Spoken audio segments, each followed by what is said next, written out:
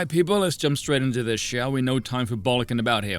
If you happen to come across a wild wanker who still espouses this ridiculous notion of, oh, but my both sides, you're dealing with a gimp who is not in possession of a full deck. The ideological veil is too thick and it shan't be pierced, and so commence Operation Mockery, mercilessly troll and ridicule until you get kicked from the community, for no other reason other than it's funny.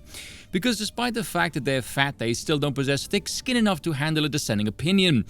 By the way, the comments on that post is magnificent. It's like Dev is on a constant stream of copium, acting like a spazzing meerkat, desperately looking for some way to obfuscate any criticism of him. Which leads us neatly to a comment here that I can use as a segue. A newbie who was shocked at my take from yesterday where I said I favor removing all women from the political arena, asking was I sarcastic, because it's kind of pushing the boundaries.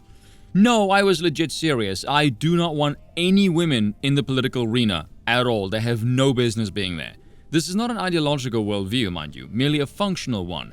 In a sane, civilized society, it's the men who build, it's the men who maintain, and it's the men who enforce. Women don't do any of this. Outside of the environment in which they live, women don't have any thoughts or opinions of their own. The ones they do have are because of the tolerance of the men around them. Their sex requires discipline and structure, not freedom. Look at Western civilization right now. They went from, we are more than just our bodies, to their main voting concern is keeping a get-out-of-jail-free card, to continue sexual promiscuity, slamming a return to the 50s as outdated. Meanwhile, they carry on like members of the world's oldest profession, have next to no skills whatsoever, and think their bodies entitle them to all sorts of luxuries, and these are the people I'm supposed to regard as my equal. You can fuck off. In fact, I've yet to see a single argument from anyone as to how and why society has benefited in any way whatsoever by listening to the opinion of women in the political arena. I suspect they won't get one, because there aren't any. Now, with all of that being said, let me try and explain a thing or two here as it pertains to our current situation, civilization, and a content creator. Any civilization runs on power. Any ideology the civilization has is animated by power. In any society, there is always to be this harmonious balance of power between the sovereign and the people. The people entrust the sovereign to do his duty, and the sovereign entrusts the people to be benevolent citizens under his rulership. This is why every institution that functions runs like a monarchy. Much like a cruise ship, it has a captain, a crew, and the passengers. Power is exercised top-down. The crew obeys the orders of the captain because there must be one ultimate decision-maker and he must have absolute power. Otherwise, you birth scheming factions vying for power, which is destabilizing, inefficient, cringe, and gay. But the truth is, most human beings are cattle. The vast majority of people just want to chew the cud, produce offspring, live their lives, be left alone. But in this stupid everything must be political hellscape we call democracy, there is this illusion that the people have choice, but they really don't. The regime tightly controls what is considered acceptable discourse through various entities and social mechanisms animated by power, both inside and outside of the state apparatus.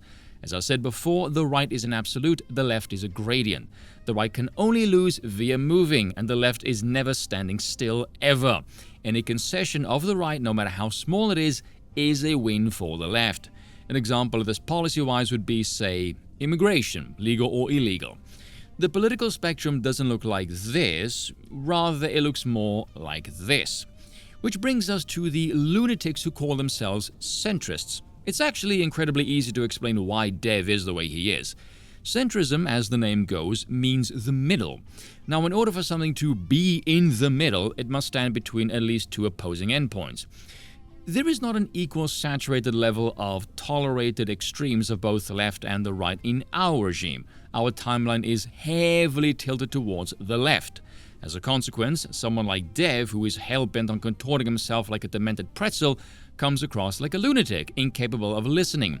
Because he is obsessed with ideological rigidity to the point of absurdity and nothing else, because his entire worldview is based on retaining the status of stasis in this equilibrium between 2 points that are always diverging further away from each other, he appears further and further left because his precious center is constantly moving further and further left, hence why he gets called a status git. Dev has no core values or principles, regardless of whatever the hell he says, by the way, because his whole worldview is based not on what functionally works, but rather what is safest and acceptable thanks to nothing more than the politically enforced boundaries of the state. And to be honest, this is fairly normie drone brain politics. Dev is essentially the Bruce Lee, be water my friend philosophy embodied in mimetic form. Now the problem is, this perspective as far as being a content creator goes, is where it all hits a bit of a snag. Being a content creator, let's be honest, you're paid for your opinion and entertainment value. Well, at least that's what I get paid for anyway. But every content creator has their worldview. Mine's obviously monarchical. Razorfist is a firebrand constitutionalist, Styx is a shireling libertarian, Mentos Wave is a Hoppian anarchist, and V is degenerate of the worst sort of liberal variety, but Rags can still fuck off. Now, I mentioned all of this a while back. Similar to politicians, changing positions is much like walking a tightrope. If your positions change and people suspect your motivations are born of personal gain, perhaps of a fiscal nature, say, rather than organic learning, your authenticity will fade and you will lose the trust of the audience. However, fail to change as what you advocate for tanks and makes everything objectively worse, you either look ideologically possessed, bought off, or you have a learning disability. Because more and more people are noticing the regime is a farce, the incompetence and corruption is becoming more noticeable, everyone in the state appears insane and the audience is pulling further and further away from the state. Meanwhile, Dev, being one of no conviction, is being pulled further and further left by the power of the regime, and as such the divide between the audience and him grows, and why he is frustrating more and more people every time he opens his mouth. The problem as well with him is, he tries to turn this perspective into a moral foundation, the good listener who believes every side has value and merit, worthy of being listened to. This is how one ends up with this cringe, increasingly tone-deaf response of, oh, but both sides bullshittery. No, this is not a metric for establishing any objective moral code. This is the stance of the Weasley coward who doesn't have testicular fortitude and stands for nothing. Instead, under the guise of appearing morally virtuous, tries to act superior as the great appeaser. All this does, in the grand scheme of things, is give objectively evil people a sense of legitimacy. The one side's morality comes from Christian ethics and the authority of the church, a higher power. It's grounded in the rigidity of texts and tradition that's lasted centuries. It's built glorious empires that conquered the globe. The other side, meanwhile, has no morals whatsoever, and instead just follows the power of the state and their religion, the tyranny of equality, or as I like to call it, the glorification of the inferior, which as you can guess stands for nothing. Once again, it comes down to what do you want the state to actually do? What do you want the state to protect? What rights must it protect? In the absence of the coercive power of the state, what do you want the people of your civilization to ultimately value and strive to live for? And by what methodology or enforcement mechanism do you keep them orientated and or grounded? Again, conversation we never have. And with Dev, he can do these long, lengthy essays where he seems to be able to speak on things, but he absorbs absolutely nothing, which as you can probably tell frustrates a great many people. He can speak, but remain resolutely opposed to applying anything he supposedly reads or learns about to modern-day politics. It's like he's incapable of truly abstract political thought outside of what is acceptable by the state.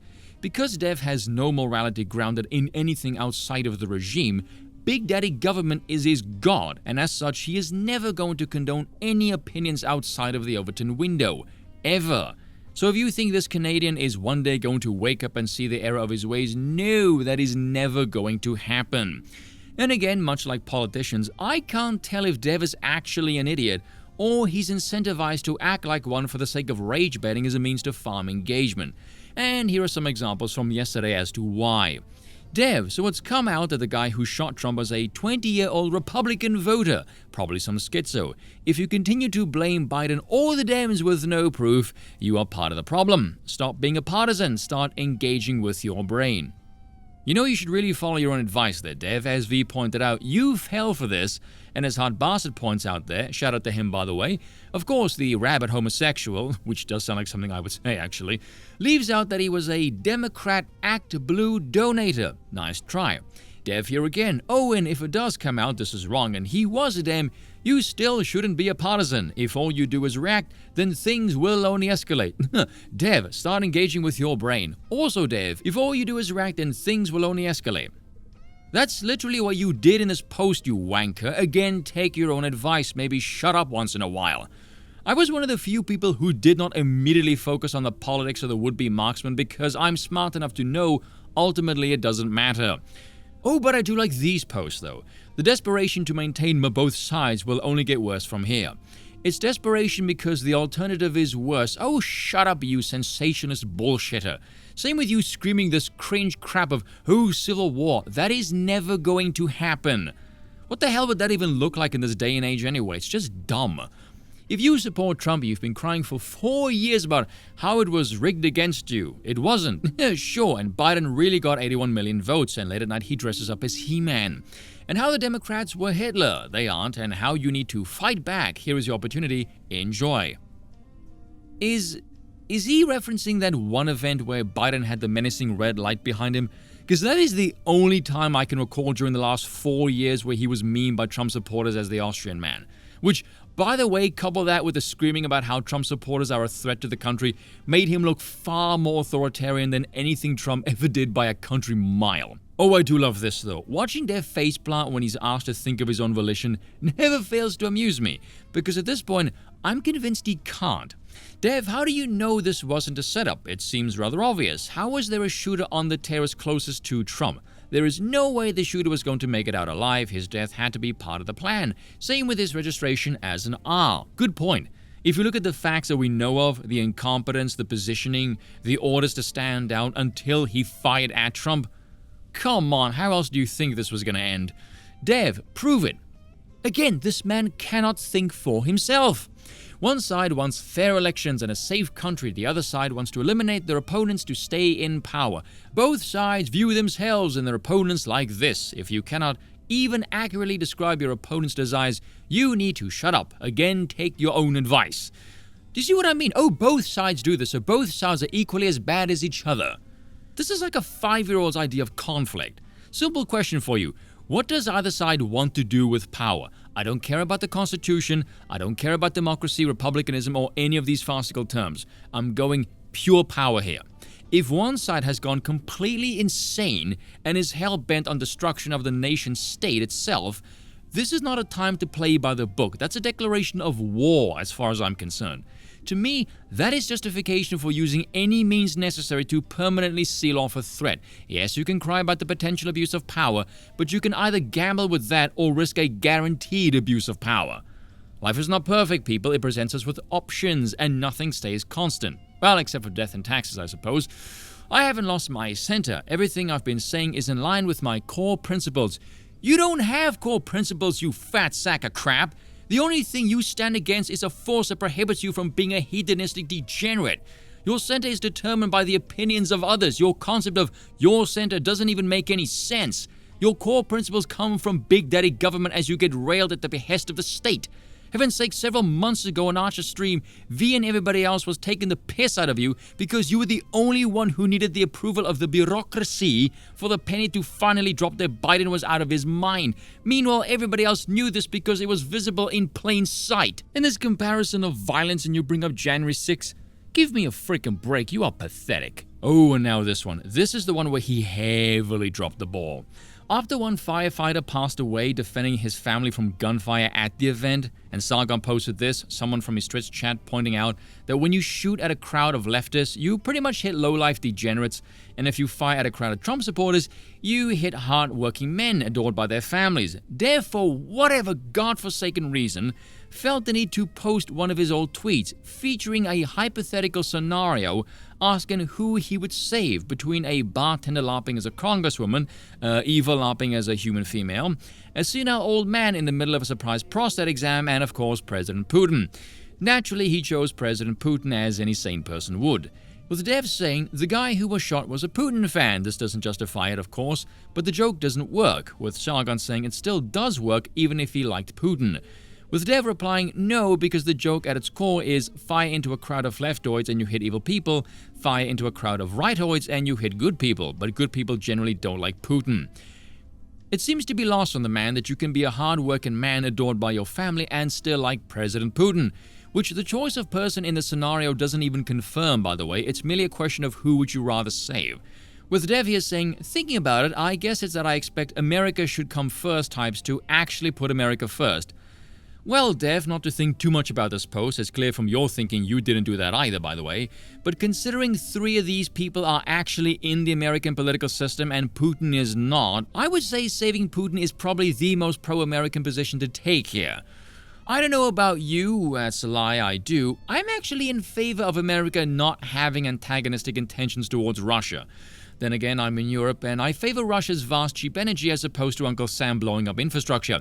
Oh, but no, we misunderstand. You see, Dev is a huge genius, mind reader in fact, and he knows, despite the repeated warnings from foreign policy experts, former American statesmen, journalists, intellectuals, people running the political spectrum from far left to far right, all who have said for decades that expanding NATO will result in Russia eventually using hard power, that Putin, despite having no evidence to support this claim whatsoever, is somehow going to bulldoze Ukraine, keep it, rule it, and magically through the power of Sauron, conjure up an army of Urukai, invade Poland, trigger Article 5, all because he wants to re-establish the Soviet Empire. I may be ever so slightly sarcastic here. Naturally, he got chewed out for this, even posted this on his own community tab where the chewing continued. By the way, since a lot of people are angry at me right now, I'll just clarify. The dad who got shot and died protecting his kids did have some really shitty political opinions, but yeah, that doesn't justify the shooting. Pray tell, what kind of a scumbag gets political right after someone dies? You're an adult male, for God's sakes. Have you no sense of shame? Or etiquette? Or decorum? The backtracking here is cringe, but the damage is done. If nothing else, it's good the mask slipped. Means more people can see what a despicable asshole you really are. Cheers for watching, and once again, I apologize for nothing.